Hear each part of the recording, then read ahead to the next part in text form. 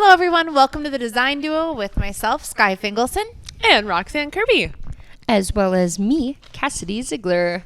Woohoo! So today we're going to do things a little bit different. If you guys have watched our content before, you've seen Skye, Roxanne, and perhaps a guest who they asked questions to. We kind of got to know them a little bit, but we're going to flip the script today, and they're going to be the ones getting interviewed. So Flip the script. flip the script. We're doing a little bit of a rebrand, more from a podcast style to talk show style. Make sense? I like it. Mm-hmm. You guys like it? Yep. Yeah. Okay, so should we just get right into it then? Yeah. Okay, first question. Let's just start way at the beginning. Tell me about how you got into this business, the design business. So, how old were you? Like, what was your first job? You know what I mean? Talk about that a little bit. Okay. Each You want to of go We first? can go on for a while on that. Yeah, you go first. I would say I'd start with the influence of what drove me to be interested in the design industry. First of all, I think from a very young age, I had a lot of interest in art, and I always found that I was best expressing my emotions and feelings and thoughts through art in some kind of way. So I feel like there was just some kind of synchronicity with being a designer. Eventually, it happened that way, but how it all started is I actually apprenticed a custom historical carpenter. So we worked on houses where we actually did really nice high-end homes where we were restoring it back to the original historical quality of what those homes were supposed to be, with it being trim work and doors and stair treads and things like that. And that really opened my eyes to understand how important all the little details are. And you may walk into a space and not even realize, how much work and effort goes into all of that. But to be behind the scenes of that and to be a part of it and to see that whole process unfold really inspired me to move forward. So after that ended, my stepmom actually, who had her own tile company as a tile installer for over 12 years, had then started working at a company in Charleston, South Carolina named Mouser Tile. And she was a designer and salesperson there, and she was like, well, actually, I know that your apprenticeship is ending and you loved it and you're interested in the industry. How would you feel about fulfilling this position and coming over to Mouser Tile? And right now we have a receptionist option. So I was like, well, I can get my foot in the door and at least kind of be around it and see how designers work and how customers come in and fulfill their needs in that kind of way. And I just was super interested by that point. So I was like, okay, well, let's see. Went into my interview and he was like, well, yeah, you seem like you're qualified. We can train you in. Let's do this. So I was given a really great opportunity at a very young age. I was 19 actually whenever I started as a receptionist. And then after 6 months of just being in the showroom, it was very, very high volume. I mean, we had tons of walk-in clients constantly. And I just being a fly on the wall, I was able to take in a lot of that information and learn from all the people around me and see the installers and have the walk-in clients of every... Learning all the terminology is right. like half the battle. Well, even like in my position, the amount that I've learned in this short amount of time just by listening to you guys talk. And being around other creative minds, I think actually was one of the things where I was like, okay, this is a team of people I feel like I can go far with. And I was promoted after 6 months to sales associate because someone left. Hey-yo. And then I was there for 6.5 years. And then after that moved to DL and found Design to Sell. And That's cool. it kind of all started. Which we have a really cool Yeah. story too. Which was going to be my which next we're gonna question. share. Yeah. for So, sure. Skye, talk a little bit about how you got into the business. So I am almost 20 years deep in the industry. Ow, ow. And started also at the age of 19. Yeah. Moved to Detroit Lakes in 2003, went to college and started in the industry in 2005. Ended up doing my internship at a local flooring store, Florida Ceiling Carpet One, when they were in town, not knowing a thing about anything.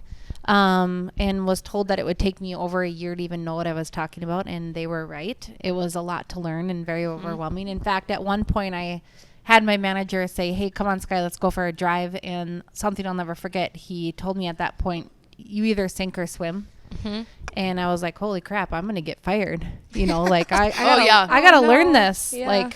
So it was at that point where it kind of like lit a fire underneath me, essentially, where I was like, I'm going to dig in and learn this because this is what I want to do. And I kind of had the best of both worlds as far as that goes.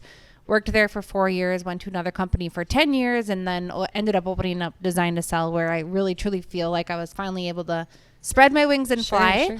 Because I knew that there was so much more to the interior design field than just the flooring aspect of it. And now doing all the decorating and the full designs and the project coordinations and the mood boards and all the things is something to me that's like a personal dream to be able to help clients in this area and bring beauty to the city of Detroit Lakes and all these gorgeous lake homes. Yeah.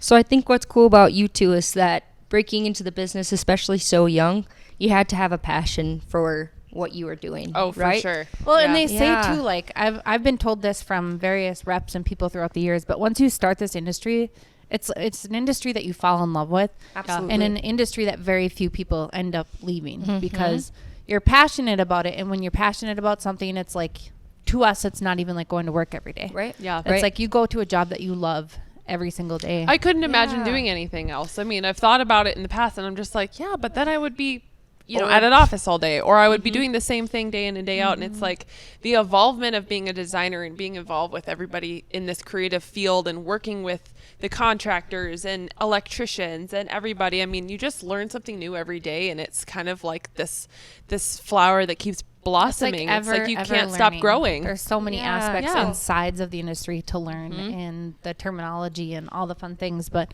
it's also just when you're super passionate and you love what you do every day, it's just the best feeling in the world. And when we're all running our own businesses within the business, essentially, because there's a lot of projects that Roxanne's got going on that I don't even know what the heck she's got going on. You know? Yep. And she's managing those projects and I'm managing my projects, and then we collab on quite a few projects too and run ideas by each other. But having that person or those people to run those ideas by and say, hey, how does this look? And she might be like, I really like that, but I think you should change the mirror. Right. Or, you know, so having those and just like perfecting each design together is really amazing. Right. And that's what makes you the design duo, right? That's what makes us Working the design together, bouncing back and forth. Yep. Yeah. And they both have, you guys both have different styles from what I can tell. So it's good to get different perspectives on the same jobs. Yeah. So that's what's cool about Design to Sell, I think, is you're not just getting Skye, you're also getting Roxanne and whoever else is a designer in the office. You're getting all those ideas.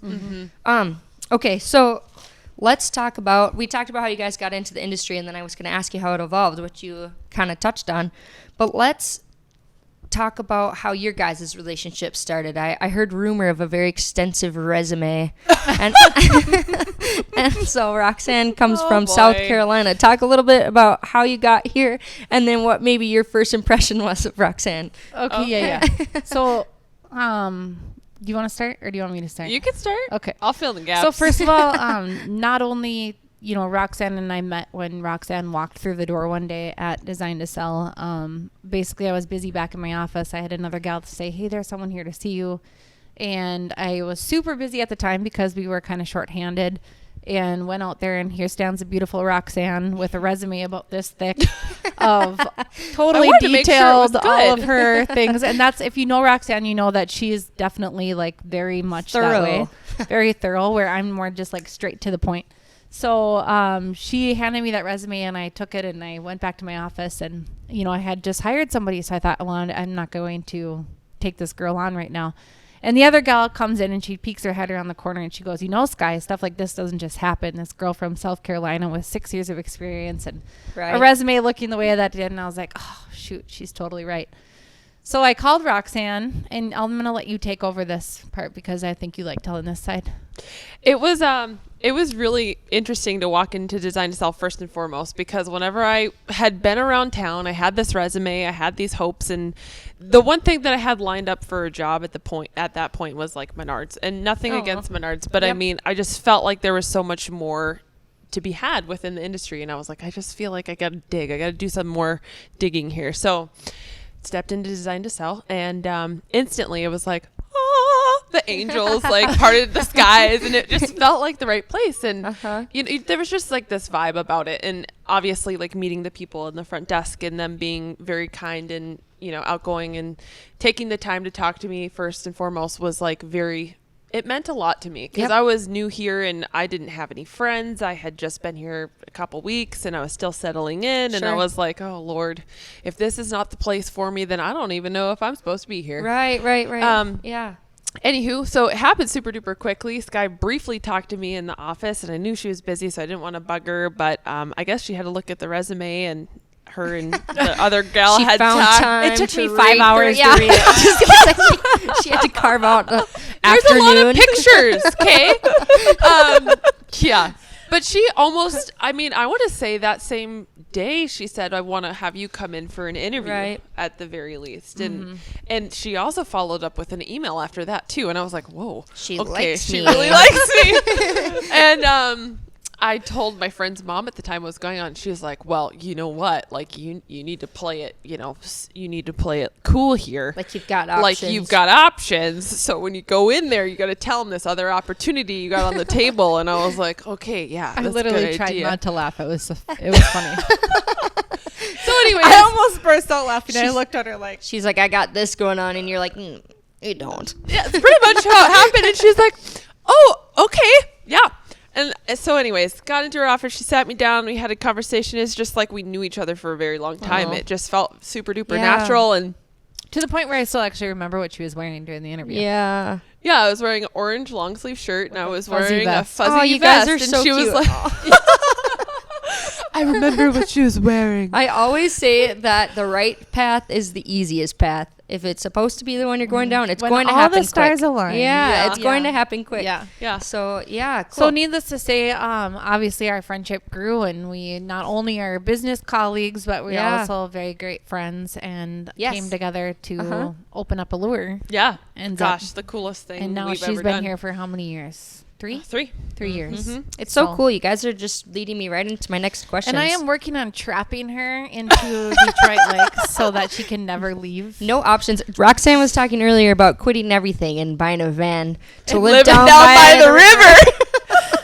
I really just said that to get Skye's reaction, and she didn't really react much. She just blinked with her pretty little eyelashes and was like, okay, you try that, see what happens. And it was a windstorm.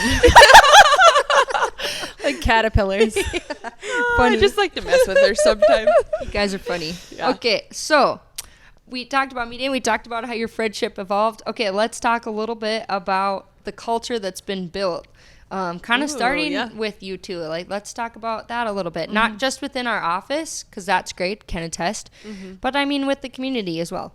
Can I start by, because I'm an outside person coming in and now I am Yeah. a part of all of this too. Yep.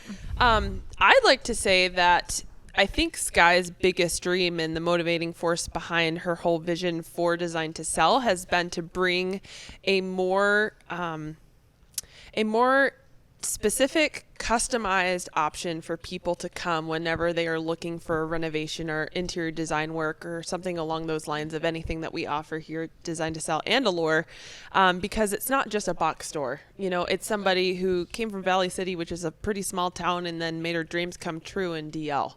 And Right. for her, it was kind of one of those things where it's like she had this huge dream and she wanted everybody to feel like they were being taken care of like a family member, and learning about the people and being a part of the community, and, you know, having the conversations to where you actually get to know and you can feel close to the people that you're working with. And I think that's something that I've recognized as a culture. It's not just a customer. It's not just a sale. It doesn't matter if it's a whole house or if it's a backsplash. Like, we really care about each person that comes in, and it's all about the customer service and making people feel at home and welcoming them in and seeing For the sure. entire project through from start to finish, Yeah. and kind of being there as their helping hand, and, you know, to answer the hard questions, which is hard for Right. people. Yeah, and I feel that, you know, Detroit Lakes before Design to Sell didn't really have a full interior design firm, essentially, where, you know, we've got all these gorgeous lake homes in this town that's just like coming alive by the year. It's Yeah. just so many great things are happening in Detroit Lakes, and it's such a hopping, fun place to be and live and visit and all these things. And how can we make Detroit Lakes more beautiful? And that's like what we're doing is I feel like we're doing one home at a time and one space at a time, and turning this small town of Detroit Lakes into more of a big city feel where, you know, you can have that high-end design even though it's a small town by working with us at Design to Sell and Allure and coming in and seeing things that are on, you know, on trend and in style and the ever-changing life of interior design in general where it's like, let's bring this to DL and offer this service because, you know, there isn't anything like this or there wasn't anything like this before where we do the full coordination packages and help those people that don't know how to get a hold of those tradespeople and who comes in next and when they need to come in. And it's easy to get taken advantage of when you don't know what you're talking about too. Not saying that people do that, but you know what I mean. So it's nice to have you guys as a buffer and as spokesperson. And I do have to say that back to kind of what you were saying is like when I moved here, I was 18 years old and I didn't know anybody either. There wasn't one person in town that I knew. I knew how to get from the college to Country Kitchen where I waitressed and back home, and that was it. And you know, meeting people throughout the years, Detroit Lakes has been super great to me. I'm very thankful to have this community and the people in the community and my clients and the people who've trusted me and welcomed me and all the things. And I am officially a Detroit Lakes resident. I have actually lived here for longer than I lived in Valley City. Wow. So that's kind of a crazy feeling. And raising my family here and everything else it's just been such a blessing. And all the people that I've met. So cool.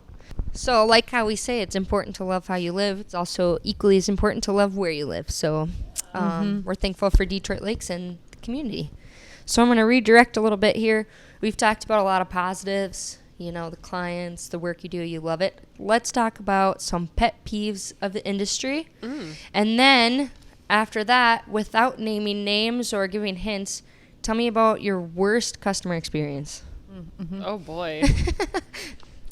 Okay. I guess to start off with a couple pet peeves, I would say that just the do-it-yourselfers that don't do it, that think they can do it properly. And then we walk in or people purchase these homes and we've got a perfect example going on right now on one of the lakes is the do-it-yourselfers, and then they're tearing down the walls and they're realizing all the things that were done incorrectly or that there could have been a house fire because the wires weren't wired correctly. It was by a do-it-yourselfer. It's dangerous. I mean, it can be if you don't know what you're doing. Yeah. So just taking the time to realize like what you're good at and that it's worth paying the professionals to do the things correctly and getting it done right. And I'm always one of those people that like, if I'm going to do something, I'm going to do it right and be done with it. Even if that means tackling one room at a time versus several areas. I always want to tell clients to do one room and do it right before you move on to the next room.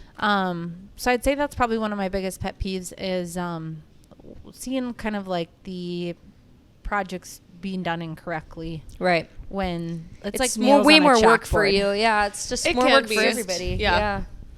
I would say a pet peeve of the job, and it's not something that you can get away from. It's just something with renovations. You kind of uncover things sometimes, and you do everything within your power to make your estimating process as good as it possibly can be. But in the lakes area, we do have a lot of cabins where things weren't done properly from the beginning. And whether it be do-it-yourselfers or people who, you know, have houses in the farm country and then they come and they're like, oh, I can do framing and I can do this and that, and they build this structure, and then 30, 40, 50 years later we're doing a renovation and we uncover that there's no insulation around a window, or there's nothing reinforcing subfloors in the right, you know, floor joist alignment how it should have been done. And it's like there are certain things where you have to stop everything and just take care of what needs to be taken care of, and those are the unseen sometimes too. That's why it's really important to get that building permit so that it can have a building inspection done. I mean, it's going to go so much further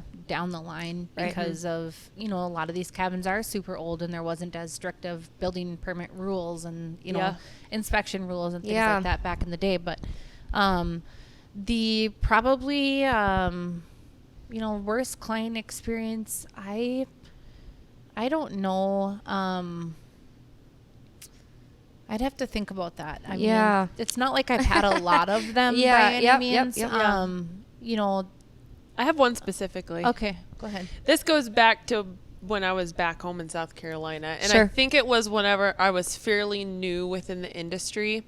And I think it was because I felt completely discredited by somebody who thought unless I had a degree to be an interior designer, I didn't have an opinion that mattered. Yeah. And to be completely honest with you, I can say that having your hands in the business and being there and seeing it and just completely being involved and learning from other people's experiences and being on job sites, I mean, I knew what I was talking about. And to feel like somebody just wrote me off because I didn't have a degree behind my name as an interior designer was something that really cut to my core. And it gave me the driving force to persist and to learn more and to become more knowledgeable on everything. So that way, if I was challenged about a question I didn't know, I knew and felt comfortable that I had enough information to where I could find out the true answer if I didn't know 100%, you know. But I want to build off of that just because I am all about women empowerment and, you know, women succeeding in this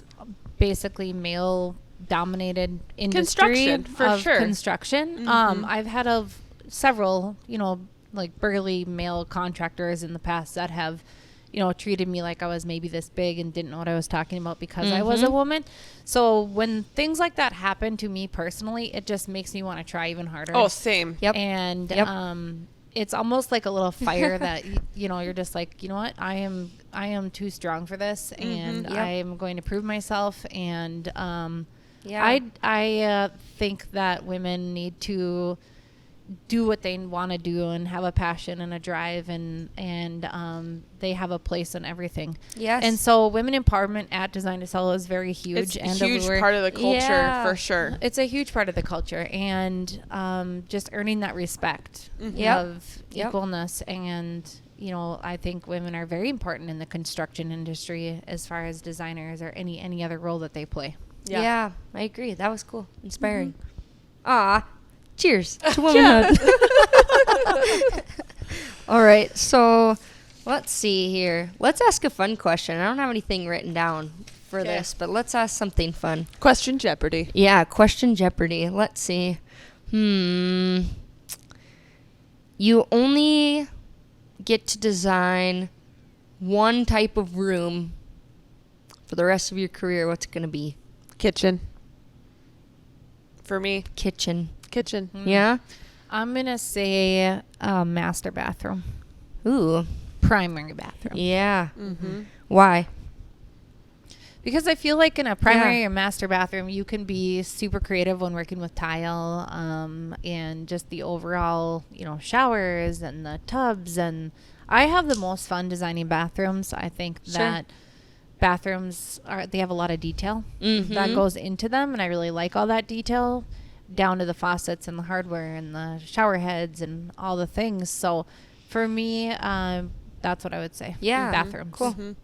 I wouldn't say that I dislike any other room besides kitchen. I love bathrooms, and I love family rooms, and I love decorating and furniture and everything else. But the reason why, and involving within my career and coming specifically from the tile world and then kind of like diving in on my own before I moved here on interior design, I think it's because it's the one place where you make memories as a family. Yeah, for sure. And for me, I have so many memories growing up to where I remember like what knives and forks we were using for Christmas and you know, and for me, it's just one of those things like my family and growing up, like my grandmother helped raise us, and it was very, very important to make sure we always sat down for a family meal. And it happened in the kitchen. And for me, that's just kind of what special place. Was special. Well, it's like breaking bread with people in general. Yeah. You break bread with people, and that's how you build relationships. Absolutely. So whether it's out to eat, cooking for somebody, anywhere you can do that, that builds relationships and memories, and you're totally accurate. I think that's my love language too.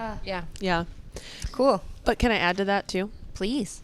I was going to say, a lot of times nowadays too, with kitchens being more of an open concept, it's not just a kitchen, you know, it's not all these, you know, 3 walls in a U shape and it's closed off and there's a door to get in and out. I mean, that used to be the style in the 40s and 50s, but we've kind of come a long way within designed to make a more open concept with kitchens and things like that. So I think having a kitchen that is really tailored to your needs and organization to make it super high function, but also make it feel effortless is difficult to do. Right. And if it's done well and you do it with the right finishings and create some more interest factor with light fixtures, hardware, cabinet design, backsplash tile, doing a hood. I mean, like there's so much opportunity to create a space that opens up the style and sets the stage for the rest of your home if it is an open concept. Yeah, I think for it's sure. just all in the details. Design is all in the details. It's all the little pieces that come together. And I always tell clients this when they're first starting off or changing a paint color and they haven't seen the furniture in there yet or the flooring or everything else. Like, just wait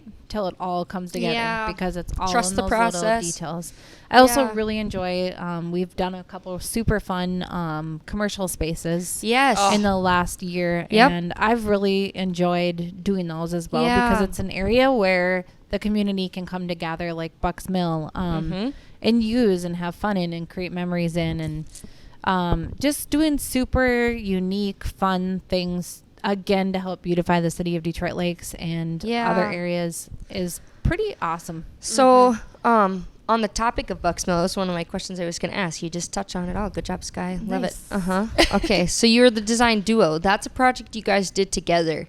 Can you talk not so much necessarily about the design, but more about your work relationship between the two of you? I mean, after all, project? Yeah, after all, we're trying to get to know you guys. You know what I mean? So talk about what it was like. Was it fun for you guys to work together on something that big? It was so much fun. Yeah, we had a blast. We actually ended up coming in early to do that and then working late to do that because when you're putting something like that together and planning all the different areas and the different accent walls and the different colors and the furniture selections, all the things, it takes a lot of time to put a lot of thought process into how are they all going to tie together and what kinds of textures and patterns and colors are we using here that we need to bring in again over here. And so putting our minds together, and one of us would find something super cool and the other one would be like, yeah, that's like awesome. Now, how about this with that? And then we'd get super excited, and it was really fun. Yeah. It was really fun. I think for us to work on a commercial space together, I think my favorite part of it is, like you had said before, it being something that the community can take in and see, and it's really like a testament to what we're capable of doing. Right, yeah, you two together are pretty powerful. But also, when we were working together, she has strong opinions and I have strong opinions, but I feel like also we have a lot of respect for each other. Sure. So even if we were like, this is not it, but this is along the lines, let's figure out what this is, and it's just being able to bounce those ideas off one another. And the first thing I think that we decided on for sure, and we actually had to do some selling on, was the green tile on the bar. Yeah. And I feel like without that green tile, it just wouldn't have hit the same way. I agree. Yeah. Yeah, but you have to find like that one piece first. So it's like, this is inspiring. I want to use this. How can we build off of that? And that was the green tile, no doubt. Yeah. And then a little bit later on, we were looking for light fixtures, and I think The handle ones? Skye found the hop lights. Oh, yeah. And then we were looking and we're like, oh my gosh, this totally has a vibe now. And let's continue with this. And we want it to feel Prohibition. We want it to feel like a Germanic style building. At first, it was just going to be like a barn dominium type style building in there. And we're like, well, we're doing beer. Why don't we do like Germanic? You know, that makes sense. For sure. I'd say we mixed a few different styles in there. Yeah. I love turned it. out really awesome. Yeah. And it was very fun. I'm extremely proud of that project, Me and too. I was honored to work with you on that. And the owners of Bucks Mill were fantastic. Yeah. They basically just gave us the reins and said, we don't want to do this part. We're not good at it. Yeah. And if it were up to us, we'd be using like fold up picnic tables and red Solo cups. And That's fun. So we don't have time. We don't want to. We're stressed out doing every other part of it. So you guys come up with something. Yeah. And that's where, honestly, I feel like when we have that full control of the project in the reins, we can come up with the best designs. Yeah, it becomes beautiful. Yeah, for sure. Because we have the vision. Yeah. That a lot of people do struggle visualizing. So, okay, so I can attest. one other thing that I wanted to say was that, you know, Roxanne and I have been working together for 3 years now and have done a lot of projects and so forth together. But one fun fact that maybe a lot of people don't know is that we did actually interview to be on an HGTV show. Oh, yeah. At one point. A couple different times. And so that was really exciting. Yeah. And I guess that would be like the ultimate Yeah. Yes. Okay. goal, dream. Yeah. For sure. But I just thought that was a fun fact to share. So what can we do to make it happen is the question. We're going to need your guys' help. So I guess let us know what you want to see. Yeah, if you Because, would. let us know how you guys want it factored in the comments. Message us, call us. We're very easy to get in touch with. Just let us know what you like. I think you guys have the personalities to do it for sure. And obviously the skill set, if you guys have ever looked at anything these ladies have designed, it's always beautiful. And it's Thank always, you. yeah, you're welcome. And it's always tailored to who you're making it for, which I think is also really special. And so I think with that, we'll wrap up. Thank you for sitting down and chatting with me. It's been fun to get to know you guys a little bit Thanks more. for all you do, Cass. Yeah. Cass. Cheers. Cheers. Okay. Signing off. Goodbye. Bye.